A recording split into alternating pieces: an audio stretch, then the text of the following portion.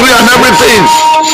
Then they now decide to remove all the toll gates. They knock it off.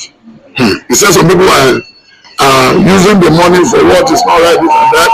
You know Obasanjo himself. Kò fẹ́ gánì kan ga lẹ́gbẹ̀ẹ́ ọ̀hún rárá.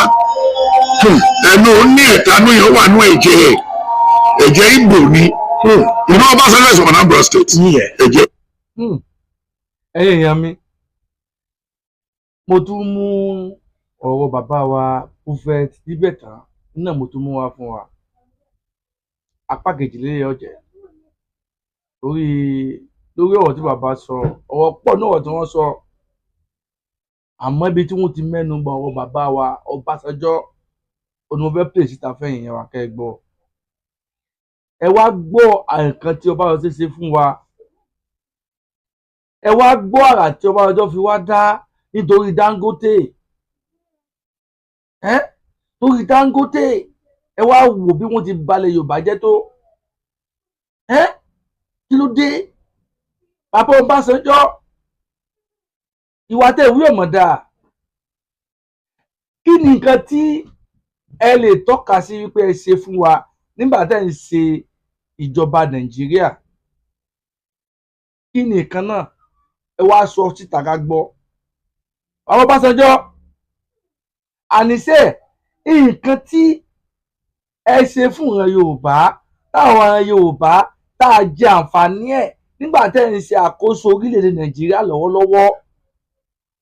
Tẹ́ ń ṣe nígbà náà lọ́wọ́ ni tẹ́ ń ṣe nígbà tẹ́ ẹ ṣe àkóso Nàìjíríà. Ẹ wá dákọ̀ nǹkan tí ẹ ṣe fún wa tó jẹ́ pé àwọn Yorùbá ń jẹ àǹfààní ẹ̀ lásìkò tí náà nígbà náà. Ẹ wá sọ fún wa Ọbásanjọ́. Nǹkan tó yẹ kẹ́ ẹ ṣe sílùú Abẹ́òkúta tẹ́ ẹ kọ̀ tẹ́ ẹ ṣe òun ní bàbá Tinubu ṣe yìí o. Gateway International Airport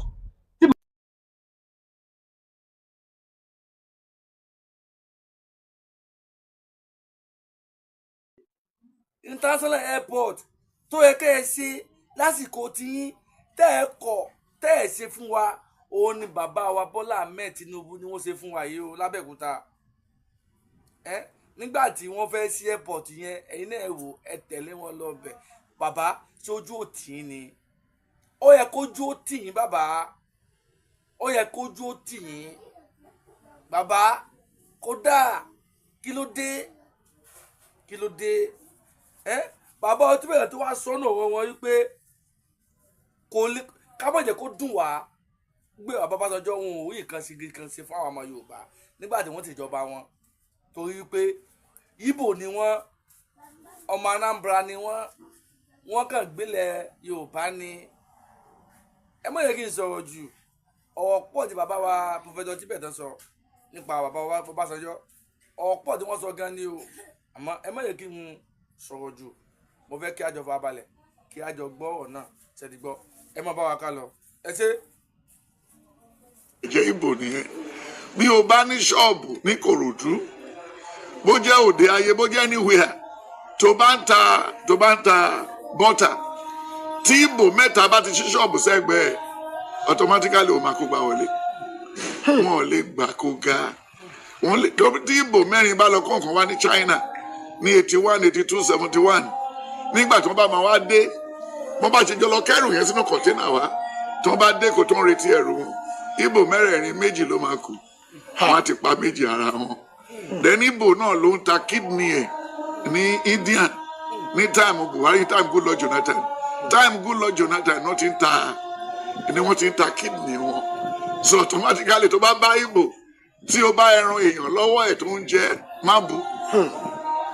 Then ojúlódà ṣe ti Yorùbá náà pápá tí ò tí ì di carnivorous animal, because nǹkan ogun ò tí ì délẹ̀ ní àfààní ọmọ ẹ̀ tó kú wọlé àyàn, because it's in the book of 2 Kings 6 and 7. Ó nígbà tí èèyàn dé wọ́n bẹ̀rẹ̀ sí jẹ ọmọ ara wọn. So I'm not saying what has not happened before. So question tó wá béèrè lórí ọ̀rọ̀ tax ní London, kí ni wọ́n gbójúlé? Taxation. Bora duty free tó ń jáde kúrò ní London, tó bá ra wine wọ́n máa yọ owó ẹ̀, wọ́n máa yọ tax. Bí o bá páàkì mọ́tò, wọ́n níbì kan wà tí o gbọ́dọ̀ gbé wa mọ́tò gbà, o máa san tax. then tó bá ra omi ní London ó máa san tax, tó bá ra aṣọ ó máa san tax, so automatically báwo la ṣe fẹ́ grow láì tax anything.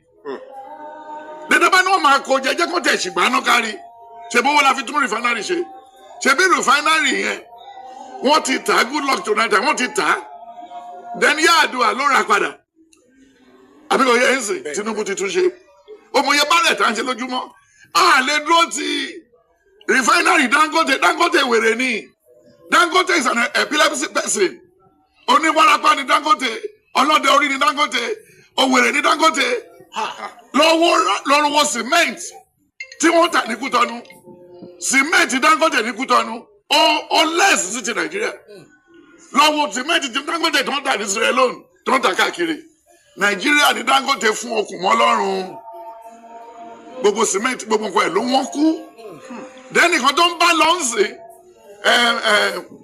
MRS filling station yẹn ó sì máa ṣe before election pé kán wá gbépo láìsanwó tòró fẹ́ fi ba ìbò Tinubu jẹ́ ibi méjèèjì ló ń jẹ sí ó dẹ̀ ti lọ ṣe meeting tó máa ba yí ẹ̀ jẹ́ ní February March ní UAE wọ́n ti pè lọ ibẹ̀ ló wọ́n àti Trump ti pàdé níwájú president Saudi Arabia ṣùgbọ́n Ọlọ́run retí wọn Ọlọ́run dúró dè wọ́n ibikíbi tó máa ti fẹ́ implement ẹ̀ wàhálà máa dé bá wọn because àti ní Nàìjíríà gidi rí àṣẹfẹ́ ní Nàìjíríà ni nísìnyí wọ́n ní tí mọ́tò bá gbáyàn tó bá mọ́tò ẹ̀ insurance wọ́n ti ṣe láti aláwùsá wọ́n ti ṣe níbi tí wọ́n ti ṣe mọ́tò ẹ̀ so tó bá jẹ̀bi third party insurance social insurance wà á múlẹ̀ àlọ́ tún mọ́tò ẹ̀ ṣe tí o bá lè tún mọ́tò ẹ̀ ṣe ọjọ́ wo láti rírú ẹ̀gbẹ́ then bàbá àtẹ̀mí bàbá ẹni tó wá láti Àwórì àti bàbá Oǹdó tó ga ju gbogbo obìnrin tó wà míì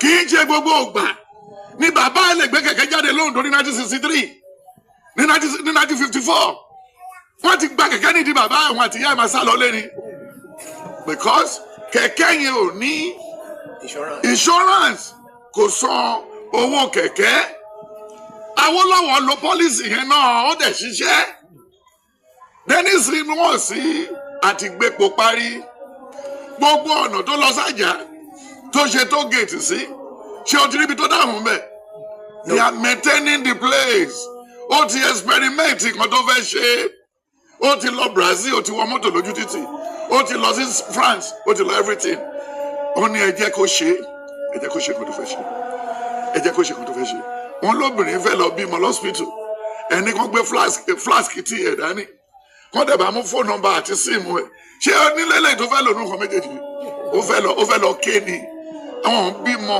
láìsí títa ríro ẹ jẹ́ kó ṣe sá bàbá rẹ epo yẹ ká san tax bàbá ra táyà yẹ ká san tax àìmọye kọ́mpìnì tó wà ń lù yìí tí wọ́n rẹ́jísà kọ́mpìnì tó wà ń lù yìí àdéhùn àgbéga kọ́ntìrì lẹ́jọ́ bá rántí àìmọye hospital tó wà ní north ní Kaduna ní Jos ní everything federal hospitals gbogbo owó tó ń generate àwọn emir ló ń pín fún láti bí ìlọdẹ Kaduna kó má lè sí toll gate then báwo la ṣe fẹ́ tún títì ṣe níbo ló ti fẹ́ lọ mọ́wọ́ tó fẹ́ fi tún títì ṣe ṣòwò tó bá rí lórí ẹ̀pà àbórí darí lórí ewúrẹ́ àbí orí darí ní màálù tí Hausa kan ta màálù 8 million tó ń ta màálù 2 million 5 million màálù 30,000 tẹ́lẹ̀ ṣé Hausa yẹn san tax tó ta màálù tírélà mẹ́wàá sẹ́kọ̀ọ́ ẹ jẹ́ kó san tax ẹ níbi ló sàn ẹ jẹ́ kó san tax. ìbẹ̀rù tá a lè ní wípé. ẹ má bẹ̀rù kankan wọ́n máa lò dáadáa. sir we are looking at. mo ní wọ́n máa lò dáadáa ìwọ tí lóyún náà kó tó ọmọ tó fẹ́ bí. ẹ̀bẹ̀ tá a fẹ́ bẹ̀ yín pé kẹ́ bá wa bẹ̀ ìjọba torí pé it's more or less like ẹ súnmọ́ ìjọba jù wá lọ. irọ́ ìṣòro pé sórí ibi tó ti tún bẹ̀rẹ̀ sí mi ò súnmọ́ ìjọba o tún fẹ́. bàbá ẹ ṣe púpọ̀ bẹ́ẹ̀ a ṣe mọ̀ pé bẹ́ẹ̀ ṣe lọ wájú lọ́pọ̀lọpọ̀ ń tẹ̀lé yín lẹ́yìn tí a bá ń sọ nípa masses gẹ́gẹ́ rí tó ti wọ́ kọjá nínú orílẹ̀-èdè Nàìjíríà pẹ̀lú èyí tó wà lẹ̀ tó sì jẹ́ tẹ̀rẹ́ẹ̀nì èyí tó ti lọ especially irú ìjọba bùbù tó ti lọ nígbà yẹn lọ yẹn Buhari a rí ọ̀pọ̀lọpọ̀ nǹkan tó ṣẹlẹ̀ then alàgbà Tinubu lòun máa bẹ̀rẹ̀ láti ibi tí Buhari ti stop so kó má jẹ́ continuity èyí tí ṣe ìyàpọ̀mọpọ̀mọ ètè tá a jẹ nígbà Buhari òun la tún fẹ́ continue so gẹ́gẹ́ bí ẹ̀yin àgbà ṣe sọ pé ẹni máa yán ẹ̀pà fún ètí ṣàfọ́jú ó gbúdọ̀ máa súfèé ó yẹ kí President Tinubu kó máa jẹ́ kí àwọn ìlú mọ̀ àwọn nǹkan wọ̀nyí ó ti lè ṣeéṣe kó dọ̀tún la tó fẹ́ ṣe kó ti rí pọ́n ti plan gbogbo nǹkan ti tán yes a fẹ́ ṣe nǹkan báyìí a bá everybody a bá wọn lágbo kò ní sẹ́ni tó máa antagonize àbí sọ̀rọ̀ kùbákùbé lórí ohun tó fẹ́ ṣe ṣùgbọ́n àwọn nǹkan yìí ò sí we want transparency sir transparency. Thank you sir. Now check in shock here. Yes sir. By God grace níwòyí next year anybody will be able to work in the hospital. Wow. Láti rògùn láti ṣe test láti ṣe dialysis tó wù ṣùgbọ́n ẹ̀mí ń sọ fún mi pé gbogbo hospital ní báǹkì máa wà nú ẹ̀ lẹ́nu wàá sanwó ní báǹkì ń bẹ̀ wàá mú tẹ́là ẹ̀ lórí tébù bẹ̀ bẹ́ẹ̀ náà ni toll gate máa tún bẹ̀rẹ̀ bẹ́ẹ̀ náà ni àwọn ọmọ tó lọ sí school tó máa tún gba bursary lẹ́yìn gbogbo àwọn arúgbó ṣe bójú ẹni màìná tó kó owó àwọn pensioner wọ́n mú wọ prison owó wájú báyìí ó tún gbẹ̀yìn jáde then ojú ẹ náà ni Màlàmí tó lòun ra mọ́tò jọ fún àwọn èló ni sálárì Màlàmí then tó bá dẹ̀ tún wọ́ lọ again Funtua tí wọ́n fún ní the biggest park ní whole Nigeria wọ́n ló fẹ́ ṣe park òun ló wọ ara ẹ̀ lọ hospital tí ò padà then ẹnu dìgbà tó ń já ọ́fíìsì Abba Kyari then wọ́n bá election 2013 23 wọ́n bá ń bẹ̀ pé òun ló máa gbàjọba lẹ́yìn ẹgbẹ́ Buhari ó fi kú ṣe fàjẹ́ covid pa then gbogbo wọ̀nyí má wọ́ọ̀rì ṣódìyẹ wa nǹkan tí mò ń try láti sọ ni pé nàbà when you look at the book of 1 King 21 then 1 King 4 to 6 then 1 King 25 then when you look at the book of 1 Samuel 21:13 to the end only David ṣe bí wèrè David ṣe gíní ó ṣe bí wèrè nígbà tó ta dé ó ń da itọ́ lẹ́nu ó pretend pé bí ẹni pé wèrè lòun then àdẹ̀yìn wá ṣe ìbọ̀ ó kó gòjá ó tún wá padà di ọba Tinubu ti rí gbogbo kinní wọ̀nyí tán kó tó débẹ̀ so ìkan tó ń dùn gbogbo ìlú sí ni pé wọn ò lè bá Tinubu ṣe meeting wọn ò lè pé wọn ò dẹ̀ lè gbé portfolio owó jáde kúrò l'Aso Rock àbí kò yẹ ẹ́ sìn then automatically wọn ò mọ plan ọ̀la wọn ò dẹ̀ mọ nǹkan tó ní fún wọn lọ́la ẹ̀rù ń bà wọ́n ọdún méjì tó rú Lagos State afẹ́ bu yẹ̀pẹ̀ Èkó jẹ bọ́ lẹ́yìn ọdún kẹta gbogbo kan bẹ̀rẹ̀ sí rọrùn bó ti wà ní talent ẹ̀ ó ti wà ní kíni ó wà ní talent Tinubu is a gifted child ó jẹ́ ọmọ ọ̀tọ̀ because when you look at the Bible Matthew 25:14 to 30 1 Corinthians 12:4 to 11 Romans 12:6 to 8 then 1 Peter 4:10 to 11 then Proverbs 18:16 Matthew 19:26 then Matthew 25:29 then that's about talent the gift and his talent then when you look at Matthew 2:1 to 10 you get what I'm saying yes he's gifted ẹni sùúrù ọdún lára àwọn èèyàn tó sì kó mọ́ra yìí o wọ́n ṣe ń jalè ṣùgbọ́n the next dispensation àwọn tó wá láti America ló máa invite tó máa bá ṣèjọba o then a máa gbé this most expensive house of assembly àti senate a máa mú kan nínú méjèèjì nínú ìjọba èkejì ó máa ṣòfin then ó dẹ̀ tó máa ṣòfin ẹni tó bá ti kọjá 70 kò ní gbé àpótí lélẹ̀ tó ń lọ yìí o ẹ̀ṣẹ̀ tí wà sá then lẹ́yìn again tí Tinubu bá gẹ́gẹ́ bí nǹkan tí Màlẹ́kà ń sọ yìí ó lè sọ fún wa wípé ẹnikẹ́ni lẹ́yìn Tinubu gẹ́gẹ́ bí òfin a ṣe 5 years then gbogbo àwọn governors wọ́n máa ṣe 1 time ìgbà yẹn la lè rówó kójọ o ìgbà yẹn lówó lè gún o ẹ wọ́n kan tí governor Ọ̀yọ́ fẹ́ ṣe ó lóun fẹ́ kọ́ another state house òun fẹ́ reform state house tí ò yẹ kó rí bẹ́ẹ̀ tí ò yẹ kó kàn án bí a ṣe máa ṣe flour mills bí a ṣe máa ṣe ibi tó ń ti ṣàmàlà wọ́n ṣe máa ṣe gbogbo ìlú ẹ̀ka máa rò so automatically kò ṣe bẹ́ẹ̀ o so automatically nǹkan tó sọ gbogbo ẹ̀ ni ó máa pọ̀ sí the new Nigeria ó ti wà unfolded ó ti ṣílẹ̀ sùúrù lágbọ́dọ̀ ní ṣe bẹ́ẹ̀ rántí ìsìn ó ní iye tó ń ta àlùbọ́sà ní London tẹ́lẹ̀ tó bá dé America ń sìn tó bá dé Canada tó bá dé everywhere mọ́ ṣe dé ni kò sẹ́yìn tó ń fi trọ́ọ̀lì lọ rajà mọ́ o wọ́n lọ ń ra nǹkan tó bá fẹ́ sè lẹ́sẹ̀kẹsẹ̀ ni o ó ti dàbí àwọn tó ń gbé Kòròdú o nǹkan tó bá tà fún wọn ní Kòròdú náà máa jẹ o wọn bá àjí wọn lówó wọn ní ìwòsàn àti nǹkan ní kò lọ sí Kẹjà àwọn àrùn mọ́nú ọlọ́kọ̀ wàá ra kínní yẹn náà bẹ́ẹ̀ so ó ti rí bẹ́ẹ̀ lọ́hùn àwọn Nàìjíríà tó kọjá àyè wọn tó wà lọ òyìnbó wọ́n ti wá tẹ̀rù wọn bí o wọ́n ti fi ń sanwó mọ́gẹ́jì tọ̀hún o generally ní tálẹ̀ o generally ní tálẹ̀ o iye tó ń ra petrol lọ́hùn ní Dublin ní Canada ní London tó bá ṣe sówó Nàìjíríà gbé tiwa mi o màálù tó sanra àti tí ò sanra when you look at Genesis 40 Genesis 41 Genesis 43 and 44 he said everything ó ní ìwọ tó rí ìran yìí ni kò jòkó tiwa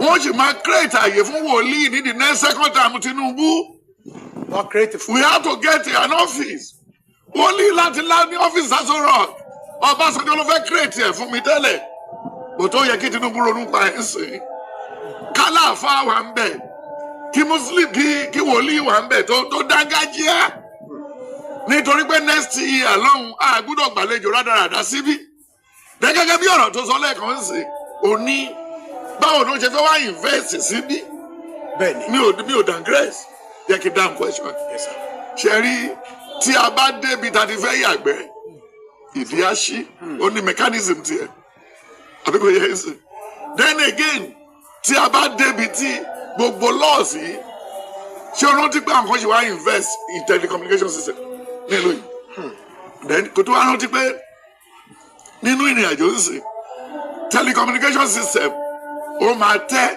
before 2027 torí Elon Musk ó ti ń takàn lọ́wọ́ sí wifi tí tàbá ti ṣe síbí yìí sí 200 houses around here can use it yes so a ní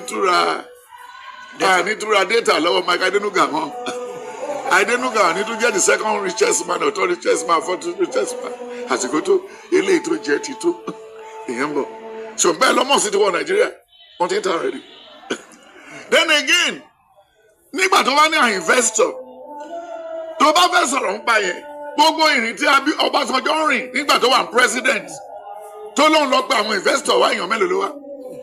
ìbẹ̀rù yẹn náà ló wà. nísùrù tẹ́lẹ̀yìn yẹn wọ́n padà Àtíkù ta gbogbo tó wà nílẹ̀ ní táìmù yẹn Àtíkù náà tún padà bọ́ sí òun tún wá fẹ́ tajà ilé bàbá òun tó kù sórí pé kò ní lè wọ́ bí aláàárọ̀ bá ló máa da fún Àtíkù alálẹ̀ máa ní kò lè dá Jésù so automatically àní ìdàtìkù mọ́ kò sí nǹkan tí dàda ẹ̀ òmùgọ̀ tún lè rúlù wa mọ́ nílùú yìí lágbára Ọlọ́run òmùgọ̀ kò ní jẹ́ kí ni kò ní rúlù wa mọ́ so when you look at what we doing and where we going ó tún fi yé wa ó tún sọ fún wa nínú ìrìn àjò yìí sìn àwọn investors máa wá tẹ́lẹ̀ àwọn investor Ayọ̀dèjì is an investor ìyá Oǹdó tó dúró sẹ́gbẹ́ bí ọlọ́bí bodyguard is an investor then àwọn tó wá láti Àwórì they are investors when you can have a farm in Àwórì mechanized farming that can feed 10,000 people investor today we are here àwa la máa invest káwọn àlejò tó wá then they should give us a neighbor environment. Àwọn tó ń yá ní owó ní báńkì ní Bank of Agric àwọn tí ò lónìí Bank of Agric máa ń laná láìpẹ́ because jìbìtì pọ̀ jù ń bẹ̀ ibẹ̀ ni jìbìtì ń gbé then lẹ́yìn civil servant ó kù àwọn tó wà ní Bank of Agric àwọn tó wà ń lo òyìnbó tó fẹ́ lówó wọ̀nyí gidigidi wọn fún wọn then gbogbo àwọn tó gbowó látọ̀dọ̀ yìí sí nínú ẹ̀rọ àti rí kọ́má wáyà láti rí gbogbo ẹ̀ ṣebí kọ́má wáyà kì í ṣe investment ni but mo wá láti lóyìnbó ibi náà ti ṣe. So these are the things we want in this area. Ara àwọn kan tí a ṣe kí ni tí a fẹ́ ni. Dẹ́tọ̀ bá la ń retí èèyàn kó abáyé tún lè bàbá ẹ̀ ṣe. Apẹ́kun tó lè ṣe lé tó ń jòyè o.